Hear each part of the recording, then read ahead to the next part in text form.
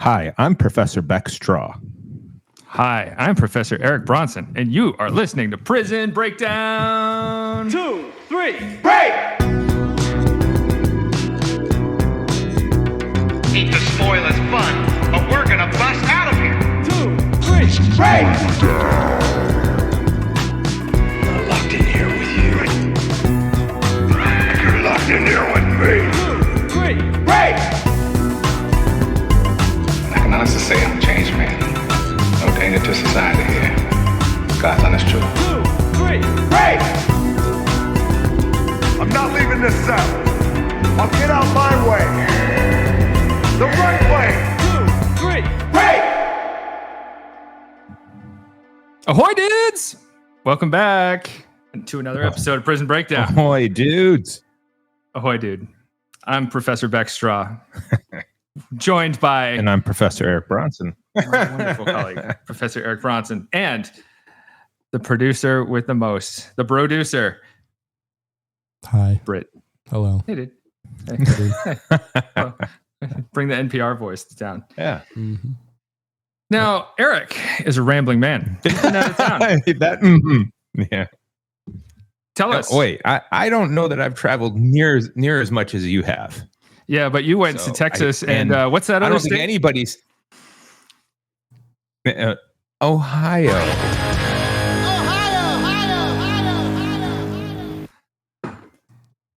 State of the And, podcast. granted, I went to two wacky states. I don't think my travels were anywhere near as exciting as yours, nor as exciting as producer Britt's, because I am just dying to hear this update from his trip to Alaska. So I'll just say Ohio was Ohio. It was normal. Middle of the road, Cleveland, going doing adventurous stuff in the area, riding roller coasters, which, yeah, it is the mecca of roller coasters at Cedar Point. Yeah, so after we left the Buckeye State, we then traveled down to the Republic of Texas and saw some really big longhorn cattle, some deer, and while we were off taking a walk one morning, there was a nice little rattlesnake off to the side of the road. And had some family fun down there. So not near as exciting as your trips. So I would love to update on the trips that you two have been on, with the crescendo clearly being producer Britt's trip in Alaska. Britt, hit him with that bass. I went up to Alaska. Back in April, I get a text from my buddy Spencer, who I used to play in a band with called Corrupture.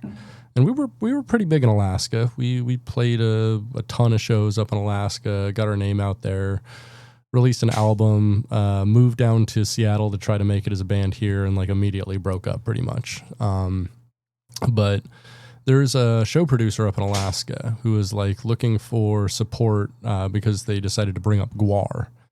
And they're like, we need to get other metal bands, but other metal bands are too expensive to bring up here. And we're already bringing up Gwar. So they're like, hey, I wonder if we could get Corrupture to reunite. And so they hit us up and they're like, hey, what do you think about reuniting to open for Gwar? And we were all on board. So, we relearned all the music, went up there, spent a week practicing together and doing dumb Alaskan stuff like a glacier cruise and carting the one non-Alaskan there all around Anchorage and Girdwood and Eagle River and just showing them the sights. And, and then we opened for Gwar, and it was incredible. It was such a cool show. One of the coolest experiences I've had in my entire life. And Gwar were super nice guys too.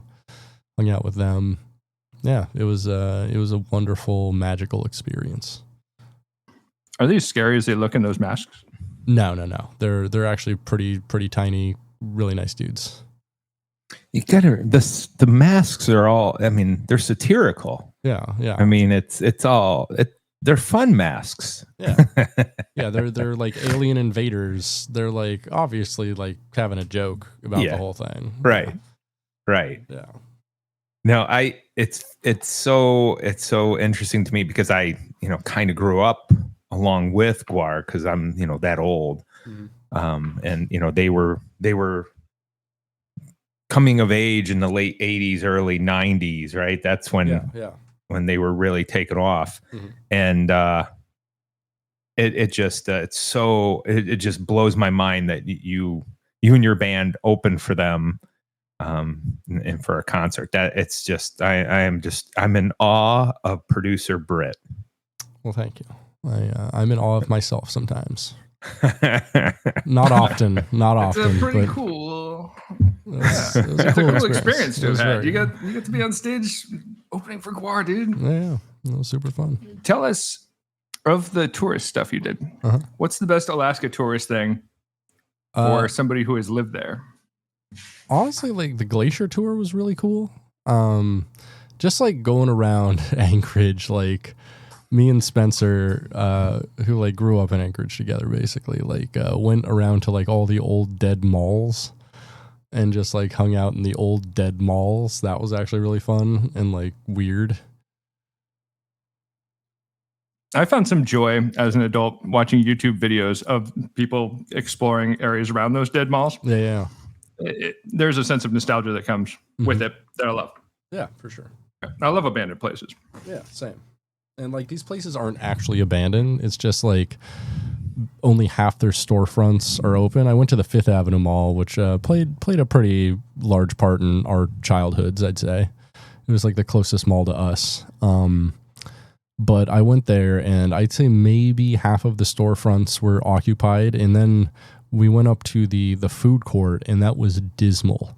I counted they had 24 storefronts in the food court and only 5 of them were open. Only 5 of them were actually occupied by a restaurant. Oof. Yeah, it was real sad. Hot dog on a stick. Is it still there? No longer there. Sorry. Sparrow. No longer there. Arby's. No longer there. The ice cream place. There is an ice cream place, but it's not the same one, and it's like a boba / ice cream place.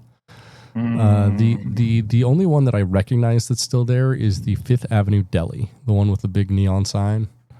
Oh, that'll never go out of business. It's an institution there. Right. I don't ever remember eating there, but it's me neither. You can set your watch by it. Yeah, I was actually surprised that the Soup Herbal was closed up. No, I know. Where else are you going to go for soup in the mall? Who gets soup in the mall? That's the saddest thing to be like sitting alone eating soup at the mall, right? Soup is not mall food. Like, No. imagine like a mall goth eating soup outside of the Hot Topic. That's not happening. But soup is at the same time also not a social food. Like you can't share soup with people. It doesn't work that way. No. Soup is an individual dish. So table for one soup. Let's do it. Yeah, I was gonna say it's for a lonely person, right? Right. But there are lonely people at the mall, Oh, sure. But it's also for really when you're sick, right? Isn't it? Just, Right. I mean, that's the only time I eat soup. I Same, don't touch this same. stuff. I can't stand it. What? Wow. Nobody hates soup. I hate soup.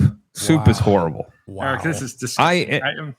This is going to sound great. I guarantee it. Britt's going to love this one. I cannot stand warm fluids. I don't consume them. No soup, no Self-protest coffee, too no much. tea. Yeah, I just won't touch any of it. Have you ever considered Mormonism, because they're into that? I love caffeine. They won't take me.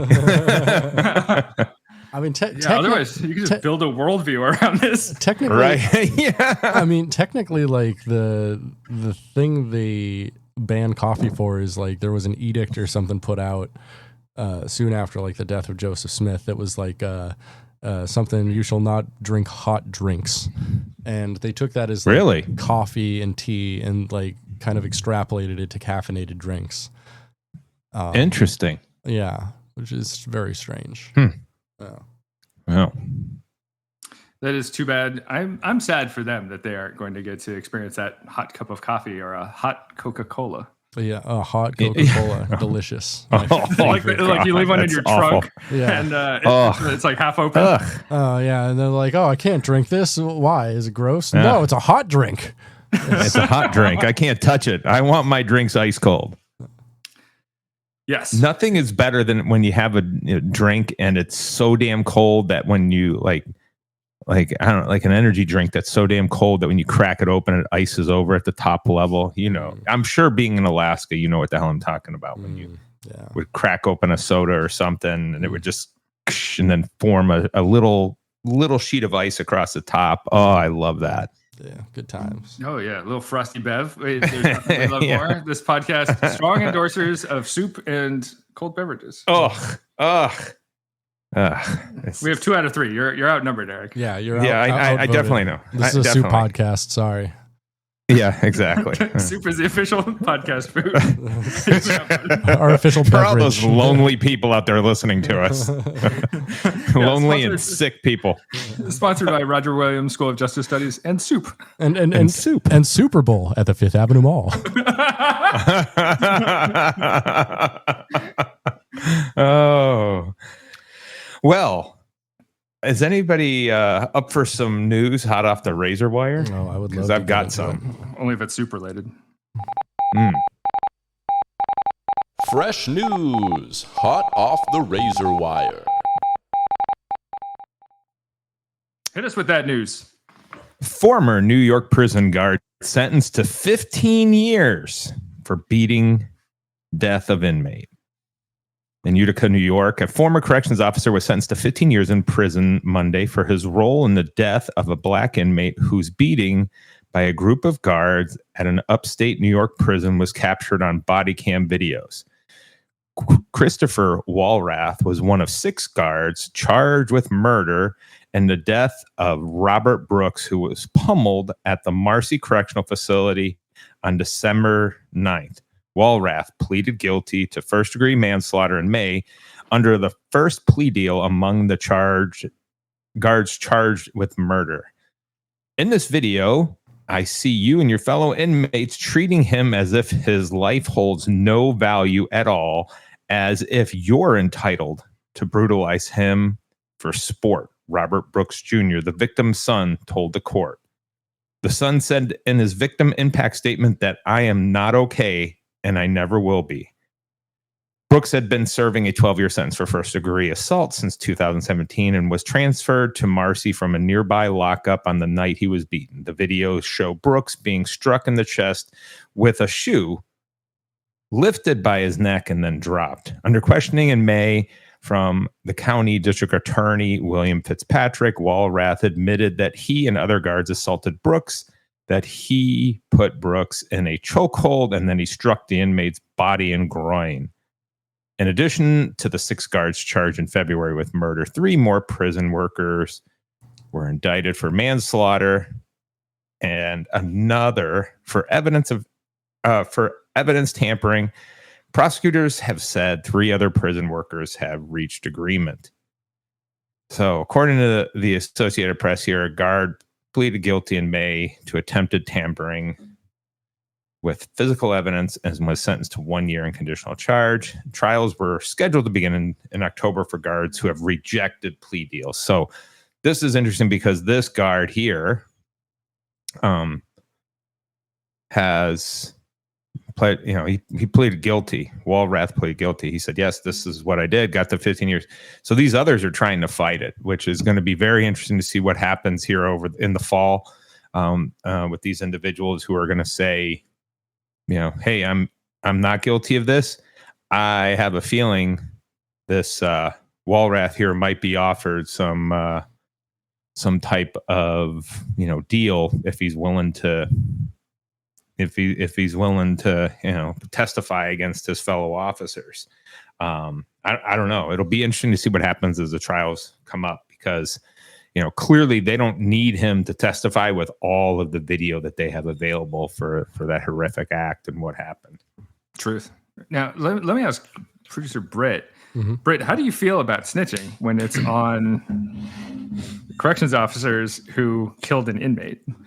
Gosh, snitches do get stitches, but I think snitching on anyone in power is called whistleblowing, and that's an honorable form of snitching. I feel that. Yeah. All right. Yeah. You just don't snitch against your peers. Well, these are the person's peers. Well, yeah, but they're still in a position of power. You know what I mean. You can snitch on people abusing power. Is it abusing power if you have a gun? Yeah. So power is a gun. Power is a gun. I'm going to quote you on that. I'm going to power is just. I'm going to get a tattoo that says that. Power is a gun, brother. Oh. Eric, weigh in. What's your take on this whole sitch? I think there's going to be a lot of people talking here soon because they, people are going to try to avoid prison time. It's just an awful situation. But the good thing is we're capturing it on video, and people who are coming forward with this are being taken a little bit more seriously than what they used to, which I think is the important part, because nobody deserves to be treated like this at all in any type of way. No, that's not what we're supposed to be about. And in the current situation we're in, that relates to our topic for today. We see too many people turning their heads and not caring about what's happening to those people that are incarcerated. Yeah, and heads are going to start rolling, and people are going to be scrambling, trying to be that person who can cut a deal, and there's going to be somebody left like musical chairs without the chair, and they're going to end up taking the fall. And it sucks that people who did the wrong thing initially are going to not get away with it, but at least face less consequences. But that's how our system's set. Yep.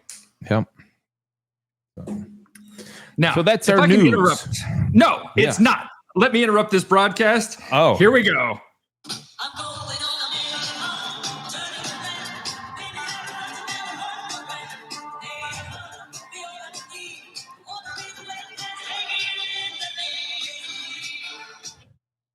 Manhunt update for our New Orleans Parish jailbreak. Derek Groves is still at large. The FBI is, $20,000 reward, $30,000 reward for any information about him. That's not enough. Oh, I agree. A $20,000 reward for information leading to his arrest. He's been out since May 16th, escaped. And they have nothing. That's my understanding. And so the escapee search continues. There's nothing on it. Nothing. That is our jailbreak update. Wow. That is some kind of update. Thank you. Now, well, here's the fun thing when they're like, "Oh, we got nothing." You're like, "Oh, geez, we're gonna find his body one day soon." Or it would be unsurprising that, where he's very good at hiding for a man who has like a tattoo of a bird on his neck. Mm-hmm. Yeah, in the front. We're gonna find his body. I mean, he could just walk into like any Jiffy Lube and start working there, and no one would bat an eye. hide in plain sight. Very, very good point. Yes, shots fired on Jiffy Lube. Now, shall we take it to the main event? Before we do I think we should give a shout out to our wonderful sponsor. Who's that sponsor? That would be Roger Williams University School of Justice Studies. We have degrees. Oh, yeah.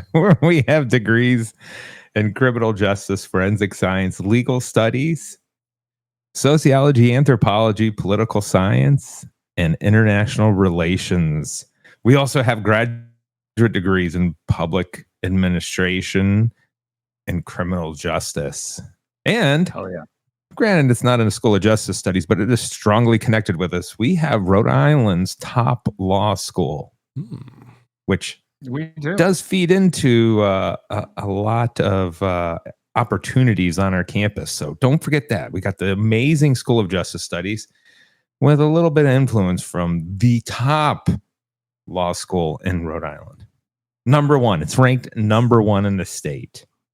Yeah, they recently got some buzz from some shout outs about just being a good law school in general. So check it out if you're interested, guys. And we have a 3+3 program. You can go to undergrad for 3 years, then get a law degree in 3 years. That sounds great. What a deal. You're saving a year. It's amazing. Amazing. It's amazing. Yeah, I wish I would have had that opportunity when I was younger. I would definitely be a lawyer now. I wouldn't be a lawyer, but I'd think about it. No, you wouldn't. you yeah, but I'd think about it. Well, as far as I was going to say, I think you've also thought about doing some other things that, where you might have needed a lawyer. Escaping from jail? Sure. I've seen you in New Orleans, buddy. I rode the bull hard, buddy. Yes, you did. Yes, you did. Now, shall we move on to the main event? We shall. Main event. You want me to hit that beat? Hit that beat.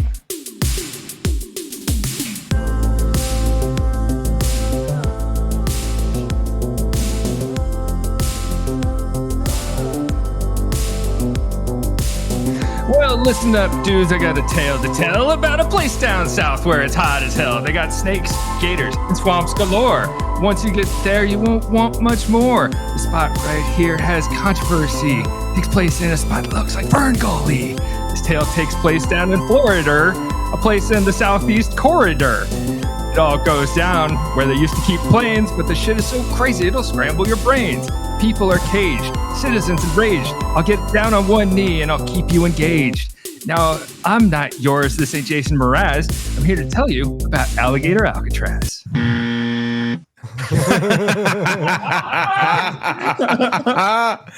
For our listeners, you could only wish that we had a video recording of this so you could have watched that. Yeah. That was great. Well done. It was brilliant. That was brilliant, Professor Strah. So talented. Thank you. Thank you. I wrote it on my way home, and I had my wife transcribe it into a text message for me because I was on fire. The damn music department's going to steal you from criminal justice after hearing that. Let them try. That or poetry is going to come get you. The only way I leave School of Justice Studies is in a pine box. Yeah. Yes. Love it. This podcast is right. by Roger Williams University School of Justice Studies. All right, that's a little rap. Give you some insight into the creative process. You guys, anybody can rap. It just takes like creative talent and years of not doing it. You've been, and working hard. Yeah, you've been on that grind. Yeah. Mindset, grindset, baby. So, like my rap told us, we are talking about Alligator Alcatraz today. What do you guys know about Alligator Alcatraz? Boo. I know it's a concentration camp. Yeah. I was gonna say let's not pull any punches here, and let's call it what it. I mean, this is America's.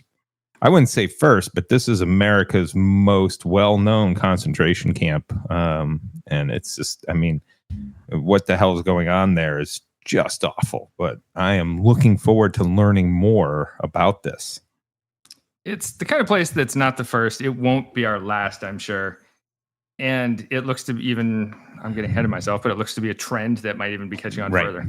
Right. As I was in the state of Texas last week, they are working hard to get their own version of this up and running. Yeah, it's so silly. It's like when with last year when CECOT, or whatever it's called. Yep. In the acronym, when that opened in El Salvador, the other nearby countries were saying, "Oh, we can't wait to open our version of this." Like Ecuador, I think, has something ready to go already. Right. It's weird to see trends in imprisonment catching on in other nearby places where people are just racing over one another, trying to be the next one to open it because they see it as something that's news generating and see how tough we can be on crime. Well, that's the scariest thing about this whole trend here in the United States to me, is that this is our attempt to come up with CSOT for people our government doesn't like. And that's, that's where I think we're going. And that's why it's so damn scary. I agree. So let's talk about it. It's a new migrant detention facility that's opened in Ocho-P, Florida, and the Florida Everglades. And the facility was opened just last month. And so this is going to be Alligator Alcatraz August, following our Alcatraz guest of last year. We're going to be talking about it all through August of this year. The facility was just opened on July 3rd, 2025, after an opening ceremony held on July 1st with President Trump and a few other dignitaries present. And it's crazy because we haven't seen any prison or any kind of detention facility move this fast ever, period. The plans for the facility were first announced like June 19th of 2025. And the Attorney General of Florida, this guy, James Uthmeyer, he made note of it on Twitter. Then they started construction literally 2 days later. And the facility itself went up in 8 days, turning from like this 11,000-foot runway from this little used airport into a tent city surrounded by over 5 miles of barbed wire. And Uthmeyer is the one who is credited with coining that name, the nickname Alligator Alcatraz, due to its location there in Everglades. And I'm sure he is just as proud as can be with that. Oh, for real. And I'm sure the listener might be wondering, but yes, Alligator Alcatraz is the actual official name of the facility. And they dubbed it Alligator Alcatraz to send a message, naming it after this notorious federal prison, Alcatraz, but with its own Florida spin on it because they think they're tongue-in-cheek funny or something. Mm-hmm. I think one of the important things to point out for those folks that have not been down to southern Florida in the Everglades region is that there are, unbelievable amounts of alligators throughout Florida, with supposedly more than half of the population of alligators, which is about 1.3 million in Florida. More than half of that living in the Everglades in that area. So it has earned that part of the name, alligator. So real threat there. And it has inmates staying in these heavy duty tents, but we don't know how strong the tents are. We don't know how hurricane proof they are. We know that Florida is open to hurricanes. There's a number of trailers on the property. It is like real ramshackle. Let's make a prison out of whatever portable resources we have and try to set it together. It's like they might as well use Lincoln Logs. It is, or Lego. It is barely there. Legos would be better. You should have stuck with Lincoln Logs. It is. It's leaving enough of a footprint to be harmful. And the facility, it's funded partially through FEMA's Shelter and Services Program, and it's expected to cost $450 million annually. Consider that. Like, for you could build a facility for less than $450 million. And absolutely, that's crazy. And it would be solid, and you could use materials to help make it hurricane proof, and you could put it in an area where you don't have to worry about flooding. And I mean, that's there is, if you look at the Weather Channel's front page on their webpage today, new tropical wave heading towards the Caribbean and Florida. I mean, this is just, it has the potential to hit there. And when that happens, because we know Florida is going to get hit, whether it's a tropical storm or a hurricane, they're going to get hit. And this is something that in that area, everything floods in the Everglades when these, that's what they're made to do, is they are made, the Everglades are made to flood and take on all that water. That's nature. But this could be a disaster. So agreed. It's just a matter of time. It's going to happen. And it already has had some flooding, according to sources there. but nothing insanely crazy. Just standing water on the floor, which is enough to be disgusting and not great conditions. In fact, conditions that you might say may violate some Eighth Amendment rights against cruel and unusual punishment, because nobody deserves to be living in standing water. Right. But the facility itself, it was actually pushed through the approval process under an emergency order from Governor Ronald DeSantis. He framed illegal immigration as a state emergency, and poof, we now have this facility. And there was no traditional government review. There was no public input like you would usually have. They decided they wanted it, and they built it. It was an autocratic process all the way through. And Ronald DeSantis has said the facility has amazing natural security. And when Trump was asked if escaping detainees were going to be eaten by alligators, he said, I guess that's the concept. So it's like a detainment center with a wildlife moat around it, where we have tons of mosquitoes, pythons, and alligators. So that's the idea. If someone tries to escape, you have to worry about the elements. Yeah. Well, the prison we go to in Louisiana, pseudo brags about similar type of natural security. That, okay, you have the Mississippi River around two-thirds of it, right? And the remaining third of the prison, if they try and go out, they end up in swamps. And, you got gators and snakes and all kinds of horrible things that could definitely, make your attempt pretty short-lived. Totally agree. Now, Todd Lyons, the acting director of U.S. Immigration and Customs Enforcement, also known as ICE, he says there will be a law library put in place, and Alligator Alcatraz currently has a recreational facility, which is a tent with air conditioning and artificial turf on the ground. So that's what they have. Now, let's talk about this area. The community of Ocho Florida is difficult to get a read on, but what I can tell you is that it has a population of less than 500 people. It is named after the Seminole word for farm, and get this, producer Britt, it has the smallest post office in the United States. Weird. Yeah. I wonder what that's like. Is it just like a room? Is it a shack? Yeah, because 500 people there, that's got to be one route, like a single route that someone delivers to. So they might not even have supervisors or a postmaster there. They might just have like a person and like postal worker, like a supervisor like a hobby comes to check up on them. Yeah. So the site itself in Ocho, Florida is the Dade Collier Training and Transition Airport is where it is. It was an airstrip that was originally built to be an international hub for supersonic jets in 1968. And the people who built it actually planned for this to be the largest airport in the world, 5 times larger than JFK in New York. Is like what the plans had been, well, like what they'd envisioned for this place. 5 times larger than JFK is huge too. Yeah. But any idea what would have put a stop to that? Oh, maybe the flooding? Yeah, environmental concerns. So because of environmental concerns, the producers actually stopped construction in 1970 after they only finished one runway. And it never spread further because the marshlands offer a significant freshwater source for southern Florida. And the preservation efforts prevailed until now. So all the remaining land around there became part of this big Cypress National Reserve.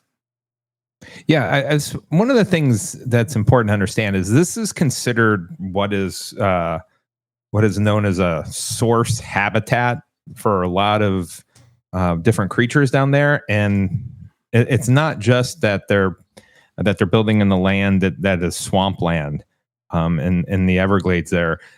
You're changing the entire environment by bringing in all kinds of human activity. You're bringing in lights, you're bringing in noise. So you have, noise and light pollution that are going to bother the animals and change their movement. You obviously have traffic that's going to be going in and out. And then just daily use, you're going to have habitat degradation that goes on. And you're going to displace a great number of animals that live in that area. And there are plenty of animals in there that are endangered. Specifically the Florida panther. And that's one of the animals in this region that is of most concern.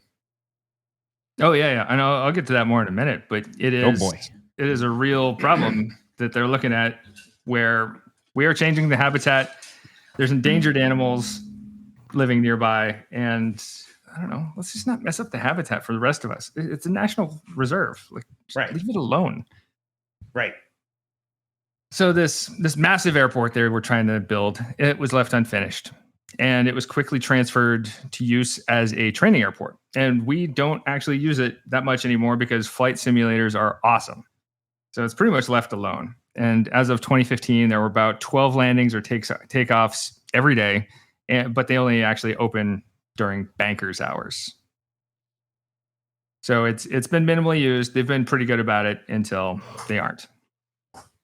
Now, I can tell you there's been some pushback. And Eric, you identified some of that pushback. The facility is located, it's about 50 miles west of Miami. And there's been some concern because the area has almost zero infrastructure. So if you are a new person who's brought in to help run this facility, like, what do you do? Where do you go? Like, I'll get to that. But there's a ton of light and there's a ton of noise pollution all of a sudden. And there's this new network of paved roads into a fragile wildlife habitat. And as we'll get into, people have found this facility and they found its infrastructure to be concerning. And there's been a lot of objection to putting undocumented people in the middle of a Florida swamp that has snakes and alligators, because that seems mean. It seems totally needless. These people are already, like, they haven't committed an actual crime. Illegal immigration is not actually illegal. It's a status offense. So it's people being held, like, we don't know how long, based on having not committed a crime, and they're held in a place with hostile conditions all around them. It sucks. And without due process. That's without due process. It's not a criminal act. It's not prosecuted by criminal courts. And this is a trend we're seeing all across the country, though. As of late June, half of the people incarcerated in migrant detention facilities were not being held on criminal charges. They did not commit a crime. But as arrests increase, we see the number of detained migrants with criminal convictions only going down more and more. Because it's like they're running out of people to arrest. So they're like, oh, I get the people who are undocumented who haven't committed crimes now.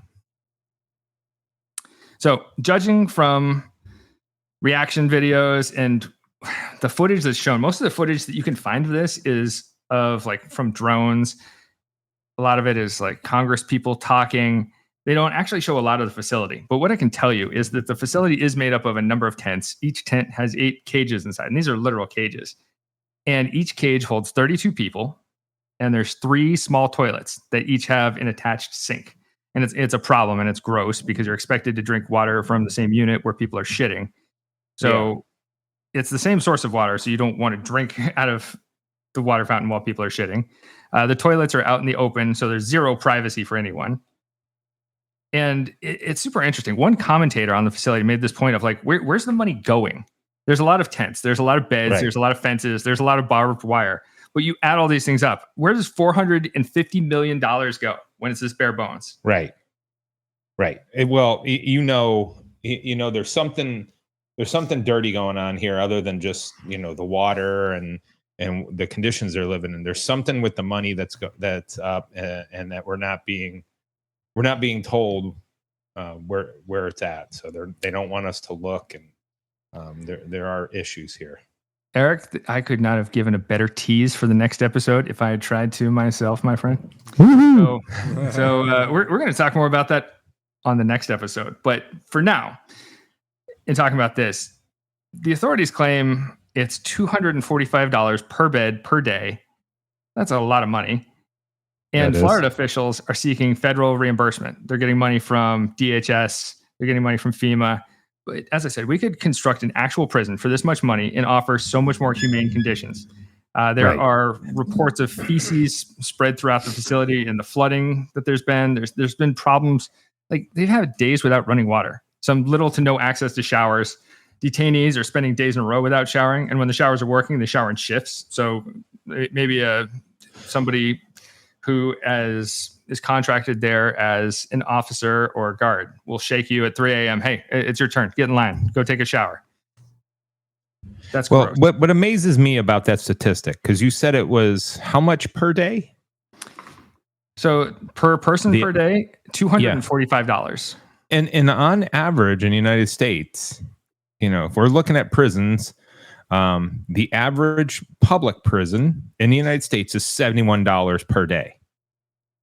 70. Wow. I mean, how do we have something that's triple the average? Even if we look at the more expensive facilities like a county jail, which varies much more.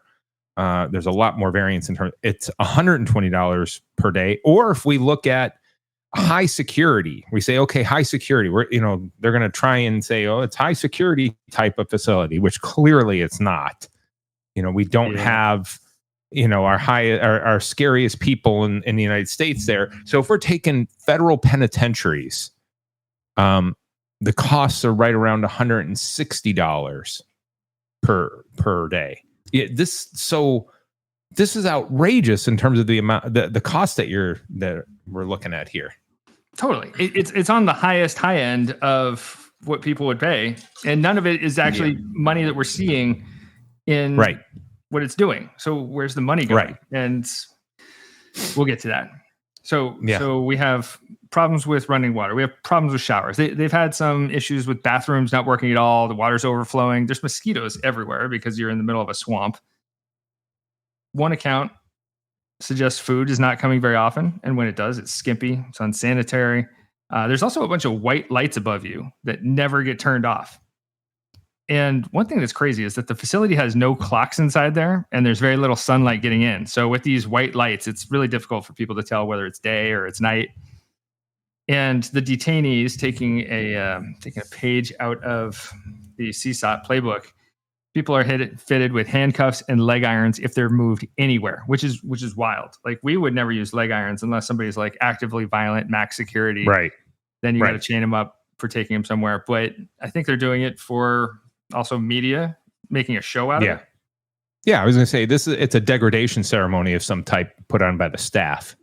Yeah, that's the perfect way to put it. It's a degradation ceremony. And you're put in an orange jumpsuit.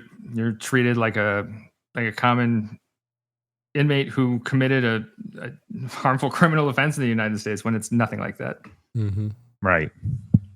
Yeah, this is like right out of the Joe Arpaio playbook, basically. Just make people as dehumanized and uncomfortable as possible. Yeah, exactly. This is just like Joe Arpaio's tent city that he had in Arizona for all those years. Mm-hmm. We'll do an episode on that sometime in the future. That'd be interesting to talk about. Yeah. One woman described her husband being held for 2 weeks, and he has not even seen an attorney. So, touching on what Bronson was saying here about due process, that's not due process, but that's normal for the facility. Attorneys are having a difficult time contacting their clients. There's no consistency with access, attorneys, or even advice from the state of Florida regarding how people can communicate or connect detainees with legal counsel. Well, let me ask that. Okay, so if they're not allowed access to an attorney, how are they able to file a writ of habeas corpus? That is a huge issue there. If they aren't able to challenge the constitutionality of their imprisonment, we are violating all kinds of people's rights. First of all, we don't know if they're, when we're missing the due process, we don't know if they are here legally. We don't know if they're doing the right thing, because we know that some of these people are going to courts like they're being told to get an update on their status, and then when they walk out, that's when they're being grabbed. And then if they're being held, we don't know if their imprisonment is constitutional, because they're not able to access an attorney to help them file that writ of habeas corpus. I would, if you look back over our years as researchers trying to understand what the hell is going on, I never would think we would ever be at this point in our lives where the Constitution is just completely being ignored, and that so many people in the United States are more than okay with it. Oh yeah. It's being used as a doormat for the powers that be to wipe their shoes. It's nothing at the moment. And here's a fun one. It's like a black site, essentially. People in Alligator Alcatraz, they're not even listed on the government's ICE database that allows people to track the location of immigrant detainees. And so people can't figure out where their loved ones are. And this fact has even been confirmed by the Department of Homeland Security and the Florida Division of Emergency Management. It's like throwing people in a black hole. They can't call home. They can't talk to an attorney. They can't contact immigration courts. It's a modern day gulag. And then, as I said, real black site bullshit. And the facility draft operational plan outlines that detainees should be able to confidentially contact legal entities at no cost and ensure their privacy. And people have reached out to the state to be like, hey, what gives? We can't contact people. This goes against the operational plan. And the state just doesn't respond when they get asked this. Hey, do you have a confidential line for detainees to report issues? No response. But ICE officials have defended all of this. They say, wait. It's okay because this place has higher standards for detention than you will see in many U.S. prisons. I believe that's an exact quote. Which, whether or not they're correct, they're not correct. But whether or not they're correct, that is also a problem. Yeah, exactly. Are they actually being honest and are they correct? But it's a real problem. It's a real problem. And we've done episodes on Alcatraz in the past. In fact, I think Alcatraz Guest covers these. Producer Britt, what kind of people were incarcerated in Alcatraz? Pop quiz, hotshot. Hardened criminals that were either a threat of violence or a threat of escape anywhere else. Is that who we're incarcerating here?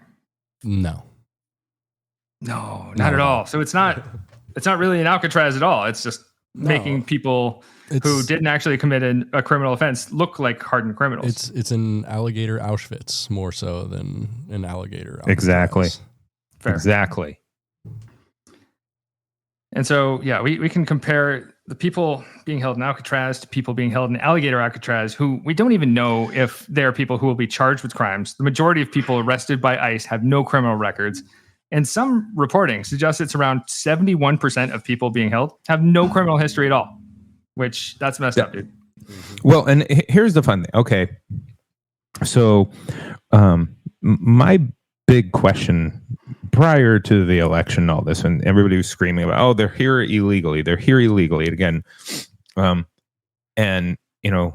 we got the president saying, these people are the worst of the worst. They're killers, they're rapists, they're drug dealers, whatever.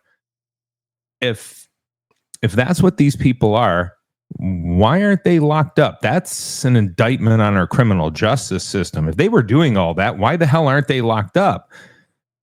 Forget about, these individuals coming over and their crimes that they might have committed in their home country.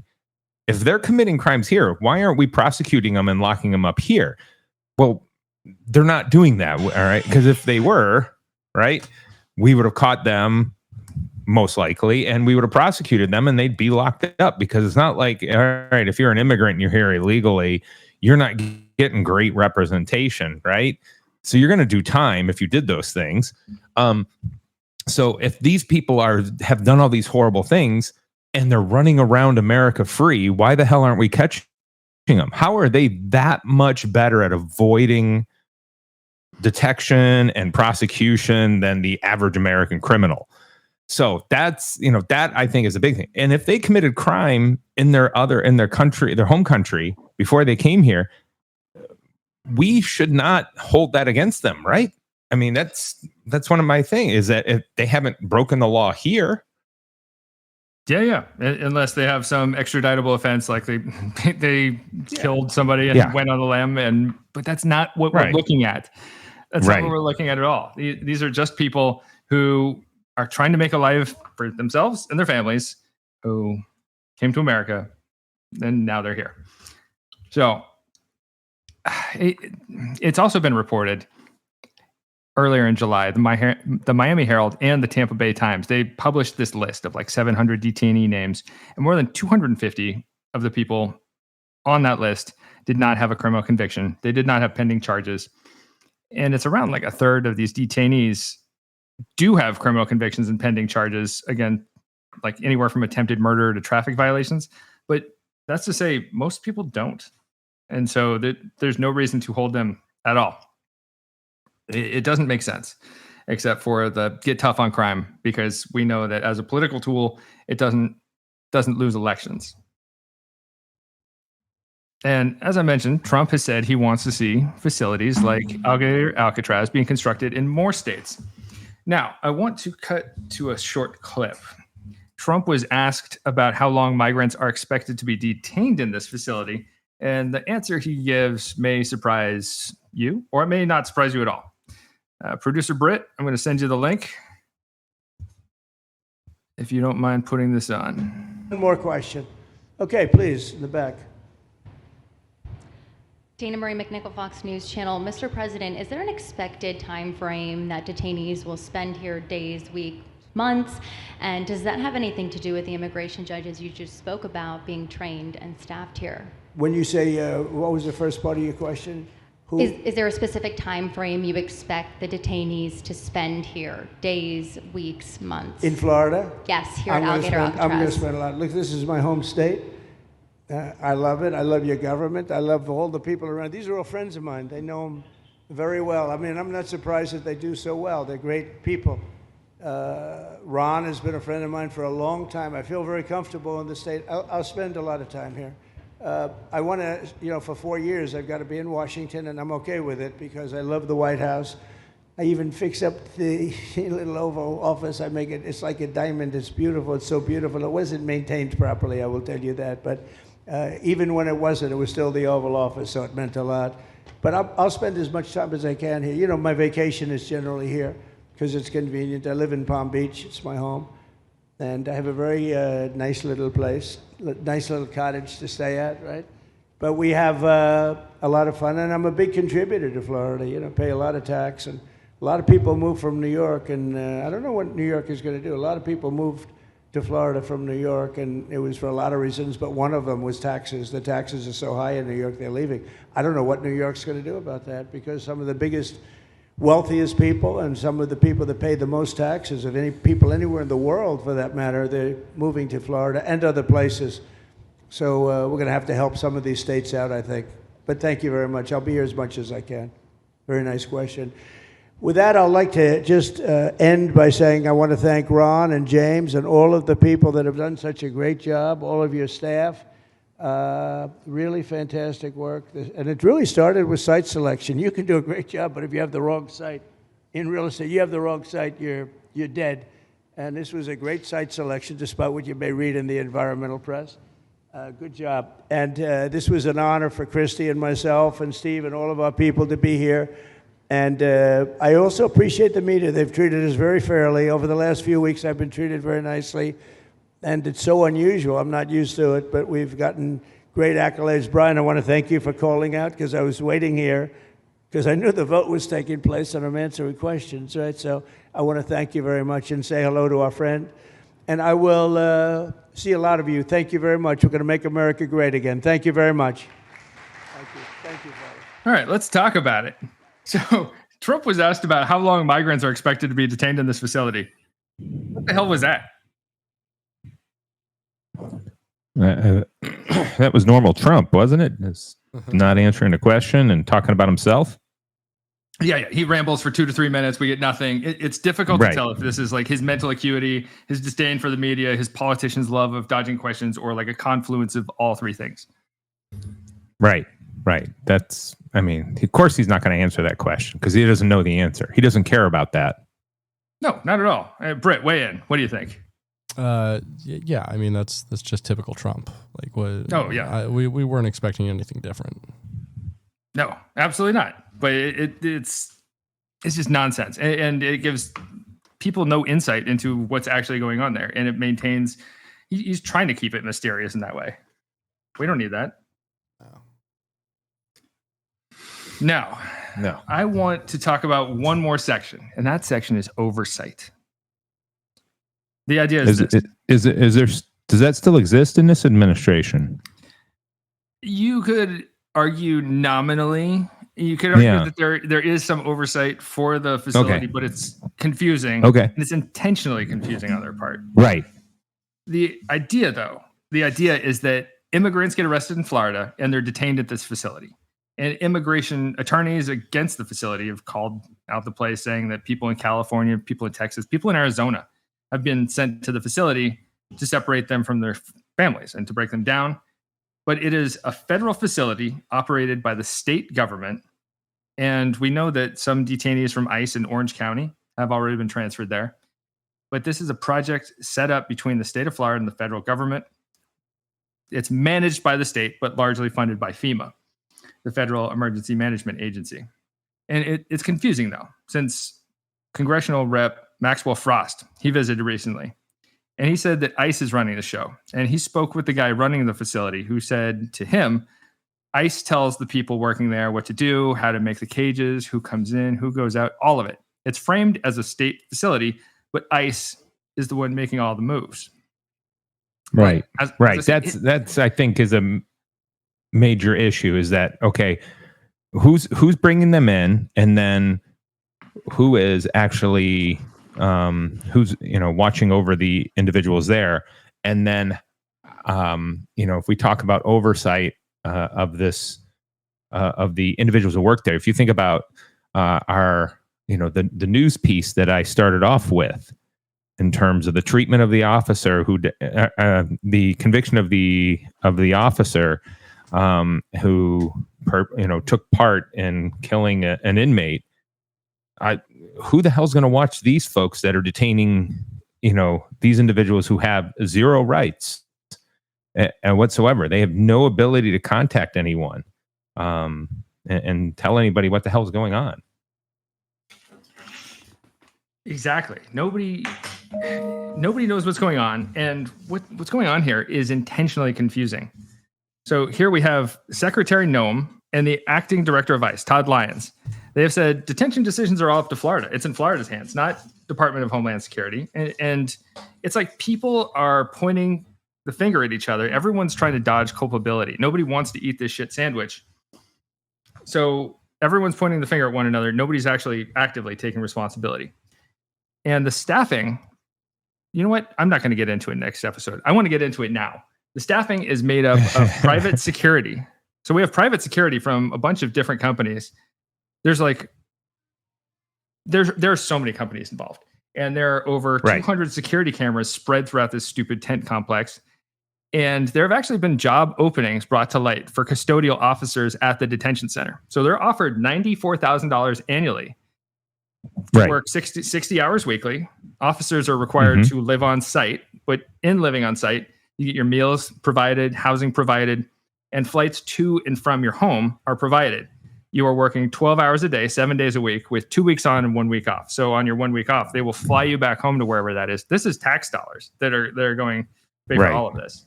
And of course, it's a contractor. It's not even a federal job. So it's funny. Well, and go for it. My thing here is where is our Shane Bauer here? We need Shane Bauer, the undercover reporter who went into the private prison in Louisiana and wrote the book American Prison to really illustrate what the hell is going on at these places. We need someone like that to get in there and do this type of job.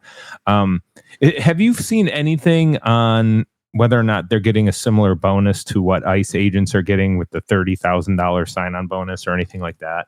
I couldn't find anything about that, but I saw that it was rumored initially. There's been no evidence of it, but still $94,000 a year for a custodial officer is actually a lot for a starting salary. Absolutely, especially in Florida. Yeah. So 2 weeks on, 1 week off, it might be shitty. Your life would suck. But if I am an unskilled laborer looking for something, $94,000 a year, if I have no moral compass, then sure, I can do that.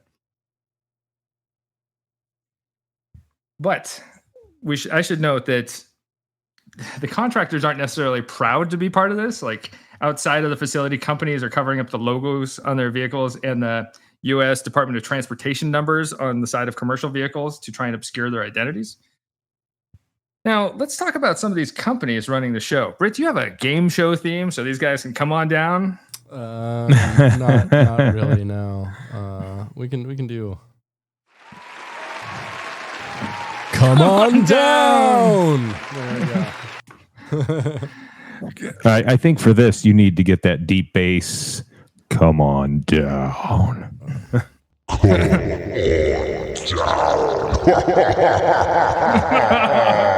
There we go. That's the type of dog shit game show we need to introduce these scumbag companies.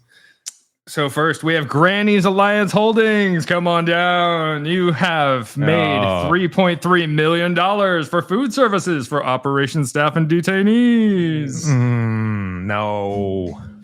Now, how about the acclaimed Critical Response Strategies? $78 million. They are providing operational support for the facilities, including wardens, camp managers, custodial, and administrative staff. No, awful. Oh, these next ones are going to be extra fun. So we see a lot of, what's the expression? Hand meeting glove here, hand and glove. So it's a lot of campaign donors, surprisingly. Oh, wow. That's a shocker. To the Florida Republican Party and to Governor DeSantis. Oh, wow. Shock. So next we have IRG Global Emergency Management. They're being paid $5.2 million. And they're providing some flight support presumably for employees and for detainees. But $5.2 million for operational support services with flight support. And they had donated just $10,000 to the Republican Party of Florida just the week prior. So that's all it takes. You just have to donate. That's all it takes. They're not even trying to hide it anymore. Not at all. We have CDR companies. Come on down for medical services and site preparation. They donated $1.9 million to PACs for DeSantis's gubernatorial campaign in the Florida GOP. And they donated $500,000 to Trump's inaugural committee. CDR companies, welcome. Ugh. We also have Slisco Limited, SLSCO, a Texas-based construction firm that built parts of the border wall during Trump 1. They received $19.8 million to provide build-out and establishment of TNT with ongoing maintenance. Ugh. We also have Gotham's LLC, $21 million to this Texas-based disaster response company. They're providing technology support, IT infrastructure. The founder gave $25,000 to the Florida GOP in 2021 and $25,000 to a DeSantis PAC in 2022. Come on down, Gotham's. Well, a company that does disaster relief from Texas seems like there's some stuff to do at home after that recent flood in Central Texas that they could have been working on rather than, gobbling up all these available funds from Florida. There's no money to save little girls at a summer camp. There's only money to penalize people who are here without the proper documents. Yeah. Great point. Thanks, Britt. Yeah. Thanks, Britt. Finally, we have Garda World, which is a terrible name for anything. They are one of those, they're ubiquitous in multi-shaped services coming out of Canada, and they're providing custodial services. They're the ones doing all the hiring for custodial staff. It's unclear how much they're contracted for because I can't find this online, but they did donate to DeSantis' campaign in 2018. How about that? It's a coincidence. Big surprise. So many surprises. So real coincidental. As you can see, this is like a neoliberal wet dream where everything is just contracted out to people. Hey, you contribute to my campaign and I will hire you. It's you give me a little, I give you a little. It's just open corruption. Open corruption. Yeah. And so this should not stand, you guys. I hate it. You hate it. We should all hate it. I feel dirty just hearing it. I want to go wash my soul, but there's no soap in the shower that can really clean the soul of after hearing that kind of stuff. But again, the worst thing about it is that there are so many stinking Americans that are okay with this and support it. Not just okay with it. They're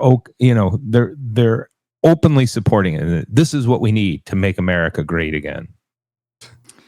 I was gonna say, Eric, you've got video off for this episode. If you're going to go shower, I would at least request that you turn video back on for us. The Wi-Fi will definitely shut that down. That cannot be broadcast. Your Wi-Fi has better taste. Yeah, the Wi-Fi knows. We're not allowed to broadcast that. There are laws against that type of thing. So I'm going to leave it there for today. What's our thoughts on Alligator Alcatraz so far? Vomit. Yeah. Where's the soundbite of people vomiting and flushing toilets? And this is just awful. Yeah. Not a fan. No. Yeah, it's disgusting. But currently in the news, there we have it. Shall we move on to a sunnier segment of this podcast? Yay, why not? Let's do a movie minute. Movie minute. Movie minute. 60 seconds with producer Britt to talk about movies. Hey, let's put 60 seconds on the clock. So last time, Judge Strah here went ahead and sentenced me to watch 2020's Unbelievable. Unbelievable was truly its namesake. Produced in 2020 by a guy named Stephen L. Fawcett, no relation to Farrah, whose previous credits include solely producing and directing a TV movie about a boarding school. And honestly, this movie felt like being at a boarding school.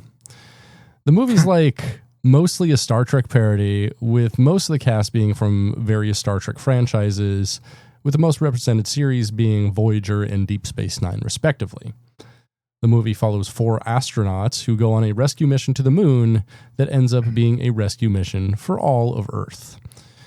The star of the film is a marionette of Captain Kirk, as voiced by the guy who played Timmy the Tooth. I'm going to say that sentence one more time. The star of the film, the main character, is a marionette of Captain Kirk, as voiced by the guy who played Timmy the Tooth. Yo, is he doing a good Kirk impression? No. Or Shatner impression? Great. No. That's great. Really bad. I love it. This film was really bad, fellas. Too long, meandering, didn't know what it was doing, and relied too hard on wink wink, nudge nudge Star Trek cameos. The movie attempts to treat viewers to Star Trek nostalgia through the casting, but the acting and writing poses our beloved Star Trek characters as types strongly against character and original casting, leaving the movie more frustrating to the typical Star Trek fan. Michael Madsen is also in the film, who plays the president, who spends his entire runtime of about 5 minutes in the back of a limo with a voice that makes it sound like he's eating gravel while barely delivering the script. I found this movie offensive. First is a Star Trek fan, but more so is a fan of movies. I would not recommend it unless you have never watched Star Trek and want something to instantly fall asleep to, because it makes you care that little. 1.5 out of 5 soups. Wow, that's such a low that end for Michael Madsen movie minute. Michael Madsen movie minute. That's a very low. That might be the lowest score you've given. No, I've given like 1 or a half before to. Have you? Films. I have, yeah. I think Let's Go to Prison garnered a 1 or. I think that sounds right. Let's Go to Prison was real low. What about Sharkansas Women's Prison Massacre? Yeah, I think that one got like 1 star. Yeah, it might have been worse. This was at least like competently filmed at times. Mostly not though. Mm-hmm. It was It was a real drag, guys. Real drag. So, what do you have to sentence me for next time? Bronson, hit him. All right. Yeah. So, there's an interesting documentary out there called The Last Word about Johnny Frank Garrett from Amarillo, Texas. That's almost impossible to find anywhere now on the internet unless you're gonna buy the DVD to be sent to you. It's been remade into a movie about this case about Johnny Frank Garrett. It's called Johnny Frank Garrett's Last Word, and the movie is horrible. So you are going to watch Johnny Frank Garrett's Last Word. Oh, great. Thanks. Good, good to know you're sending me into a horrible film. Well, the documentary was goofy as hell in terms of how they tried to tie it into what happened in Halloween and supposedly the evil spirits that came to re-haunt these people who wronged Johnny Frank Garrett. Okay, I'm kind of into this. Yeah. So, the documentary did that.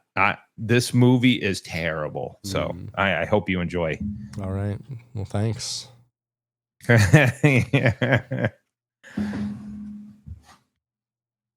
right. Well, shut up. I have one more segment. All right. Oh boy. That's so aggressive. Yeah, it was. So at request of podcast listener Jeff N, I've got a new idea to add for the podcast. We're going to finish up with a final meal. Okay. So today's final meal is a man named Charles Albanese. He was executed in Illinois in 1995 by lethal injection for the crime of serial murder. Oh, okay. I'm going to give you the short version.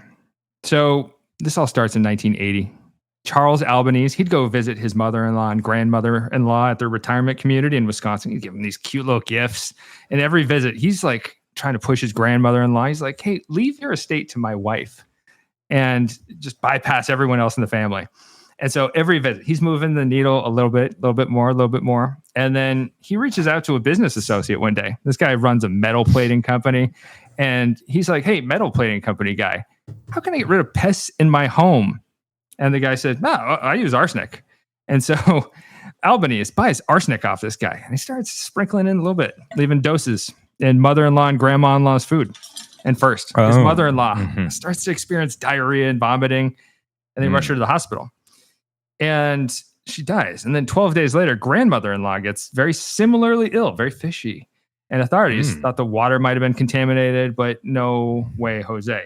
He's still not found out. He gets $150,000 from the estate through his wife.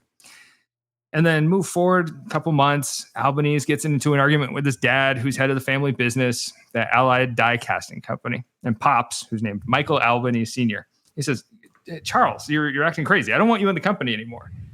And Michael doesn't kick Charles out of the company, but he demotes him down to treasurer. And Chuck here, he pretends he's very grateful, and he starts bringing in snacks for his dad and for his brother, Michael Jr. And he's such a nice guy. But in the next few months, Michael Sr. and Michael Jr., they both end up hospitalized. And eventually Michael Sr. dies in 1981, and Charles gets more control in the family business and an estate that's worth over $250,000. And so the coroner is looking at his dad, and he finds traces of arsenic. And he's like, that's strange. And then contacts his coroner a couple counties over, who investigated his in-laws' deaths. And they realize they're putting together the cork board, and they realize these people are all connected to the Albanese family. They exhume and test the mother and grandmother-in-law, and they figure out there's arsenic in all of them. And they're looking over at Charles because he's the easy suspect. They find out he's planning to take his mom to Jamaica for the upcoming Thanksgiving holiday. And her bank accounts are worth over $500,000. And the authorities say, no, not on our watch, boy. So they move in, they arrest Charles. And although he claims his brother or a random killer is the guilty party, he is found guilty on all counts. He's sentenced to death. His last meal is prime rib, a baked potato, garlic bread, coffee, Coca-Cola, and pistachio ice cream. Doesn't sound like a bad last meal. Albanese made no final statement, but he said thank you to the warden before they stuck in the needle. Nice. Wild. You know what you didn't hear in that list? What's Any that? fucking soup. They stuck it into his vein. Yeah, exactly. That's what killed him.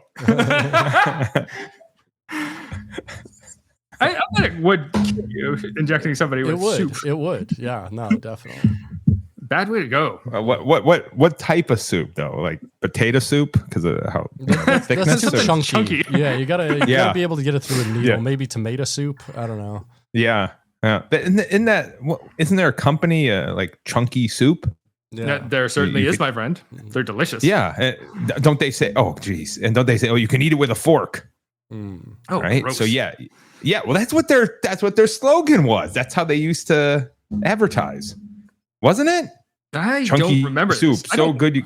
Oh, come on. So good you can eat it with a fork. They're downselling soup to build up a solid food. Yeah. They're. This is their base.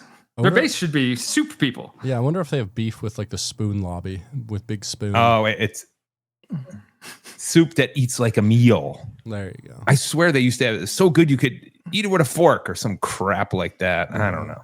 Well, it's implying that soup they is know not a meal. They know they have to play down that it's actually soup to get people to eat the can full of dog shit that they're Let's leave it on that note. Thank you to Roger Williams University School of Justice Studies. We love you. Thank you for being our proud patron and sponsor.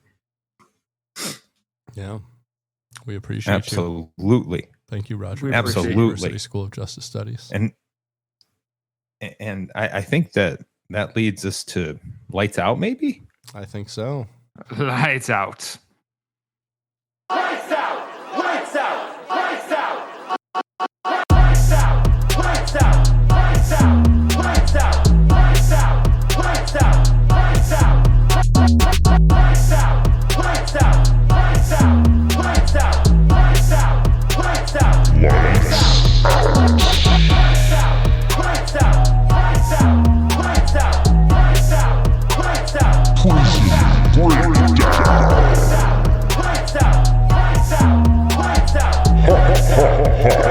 out!